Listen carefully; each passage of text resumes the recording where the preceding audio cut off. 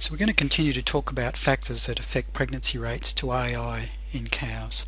We've talked about the dose of semen, size, and the effect of the timing of AI in relation to estrus.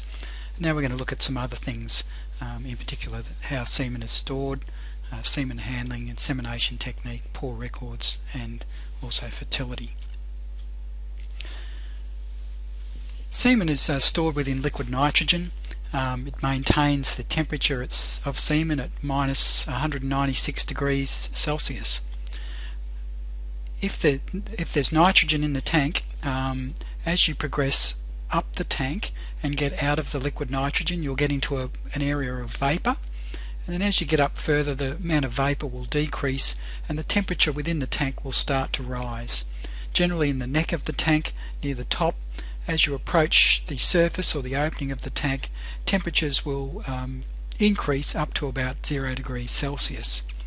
Generally speaking, when you warm semen above minus 100 degrees Celsius, some recooling and recrystallization will occur within the semen, and this can damage the sperm cells by damaging sperm cell membranes.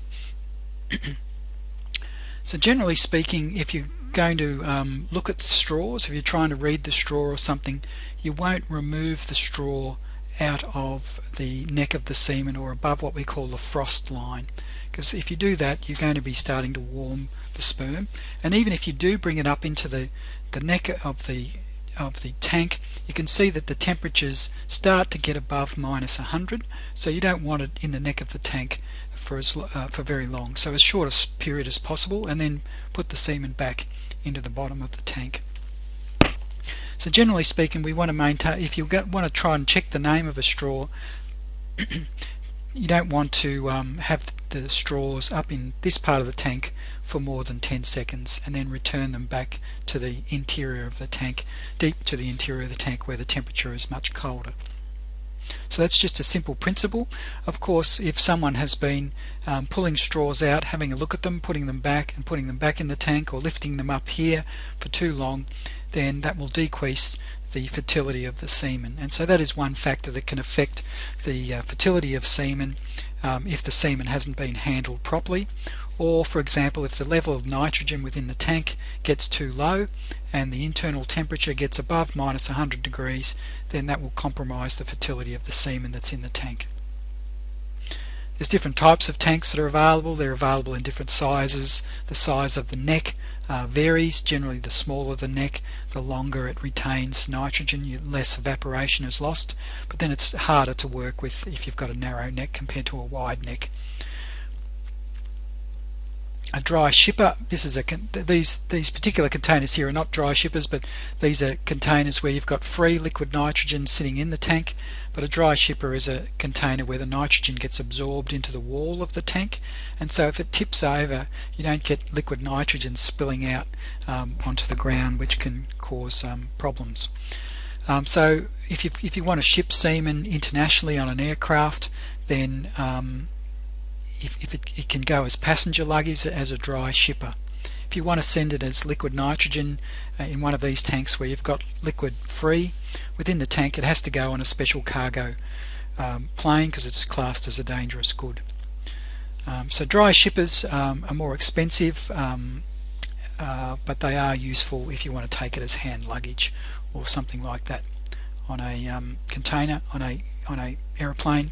They usually don't hold semen for as long, so they usually deplete more quickly than a tank that's got a lot of liquid nitrogen in it.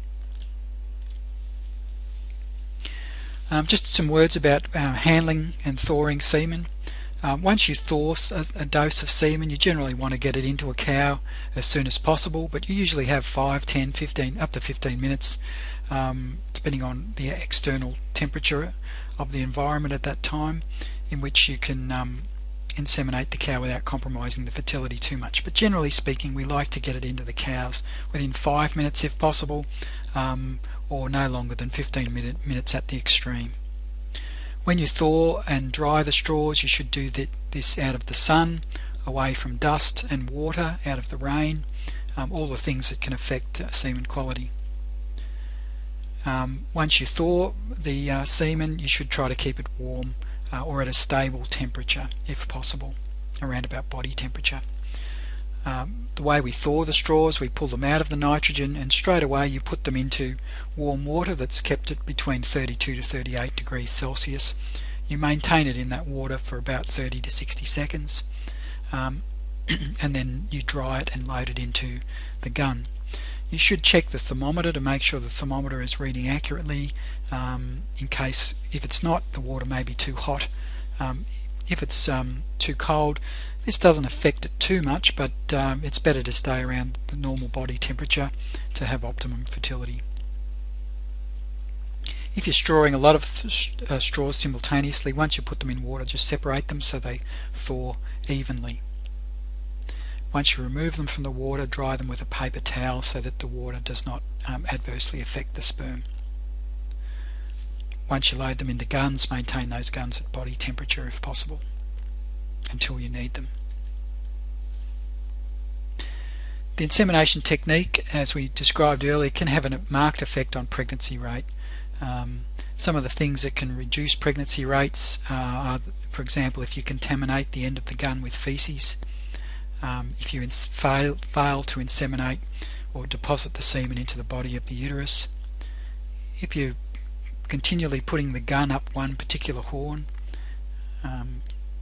or if you're causing excess trauma to the tract. And if you also have differences in thawing technique, for example, if you're pretty sloppy with your thawing, or you're holding the straw in air for too long before you put it in the water, or you're using an incorrect water temperature, or keeping it in water for too long, all of these things may reduce fertility, or if you're taking too long before you inseminate once you thaw. Different ways to assess the effects of technician. One way is simply to have a number of technicians inseminating, ensure that they inseminate at least 50 animals, and compare the pregnancy rates between technicians. Usually need at least 50 inseminations to get a realistic or reasonable estimate of their true pregnancy rate. It's important though to ensure that different inseminators are inseminating the similar types of animals, so you're not comparing apples with oranges. For example, if one inseminator is inseminating heifers and another one is inseminating first calf heifers or older cows, etc., or cows in poor body condition, and another inseminator is inseminating cows in good body condition. So make sure that they're inseminating the similar types of animals. Another thing that can affect pregnancy rates is poor records.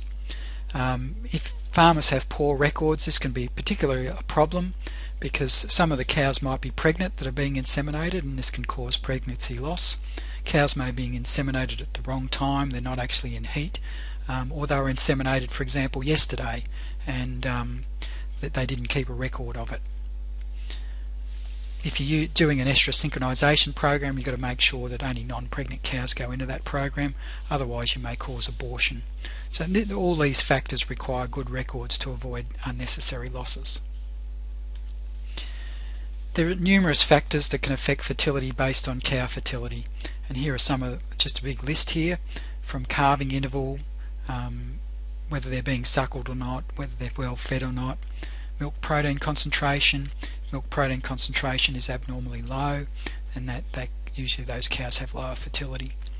Breed, some high producing Holstein cows may in some circumstances have lower pregnancy rates than others, but that's not always the case. Heifers usually have better pregnancy rates than cows. If they're affected by any particular disease, lameness, that can adversely affect fertility.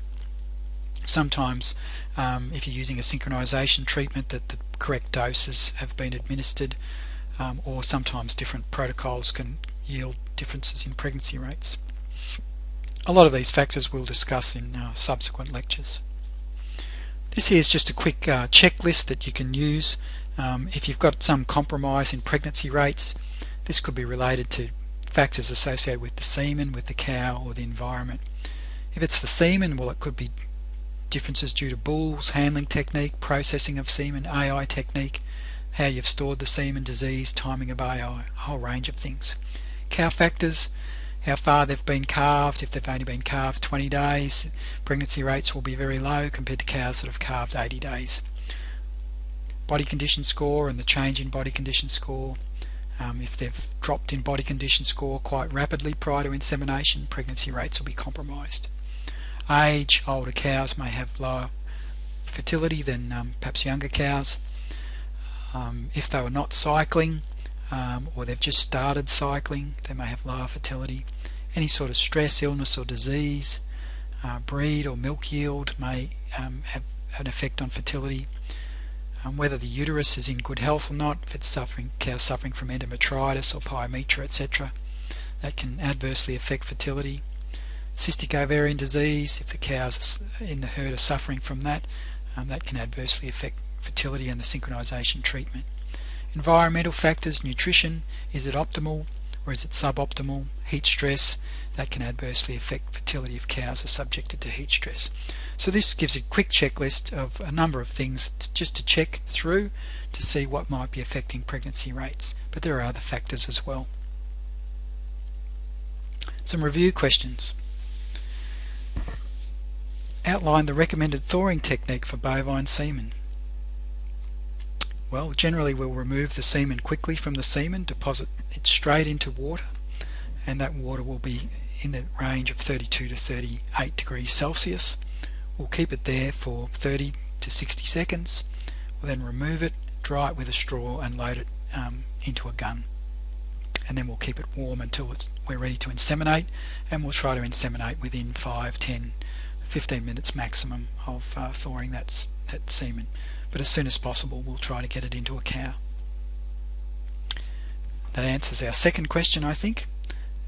What is the temperature of semen stored within a liquid nitrogen tank? If you have a look back through the notes, you should see the answer to that. Minus 196 degrees Celsius. And then what factors can affect pregnancy rates to artificial insemination? Well, there's a number of these.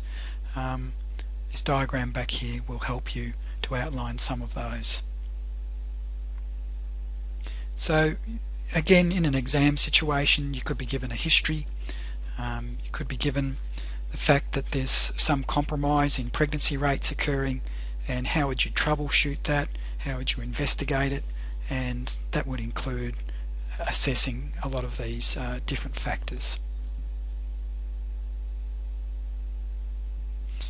So in this case here, you're actually investigating a herd where the first service conception rates were 28%, which is lower than you expect in this herd. How would you go about determining the cause of the low conception rates? Well, again, they could be related to the semen, and you've got all of these conditions here. Could be bull effects, so you can assess different pregnancy rates according to different bulls to see if there are differences between bulls. Check how the semen was handled, check how it was processed, or check with the semen company if they had any other problems with those batches of semen. Check the AI technique, check how the semen's been stored, are there any disease issues going on in the herd or in the semen, when did they inseminate the cows, and how did they know whether they were in heat or not. So you may want to review their estrus detection.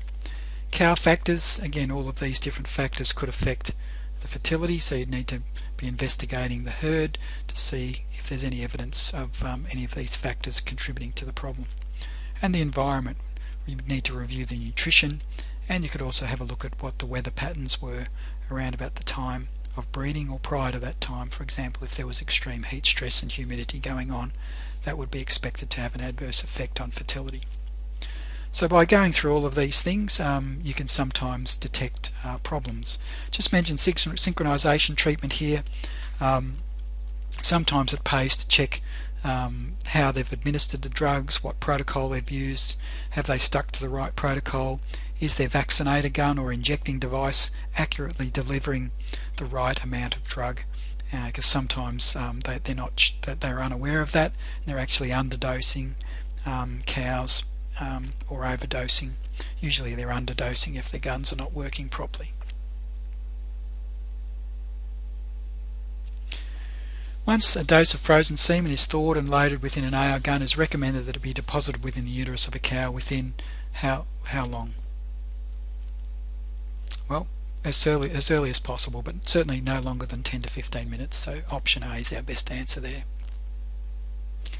Well, thank you for going through this artificial insemination lecture of cattle, and I hope that you've learnt a little bit more about AI in cows.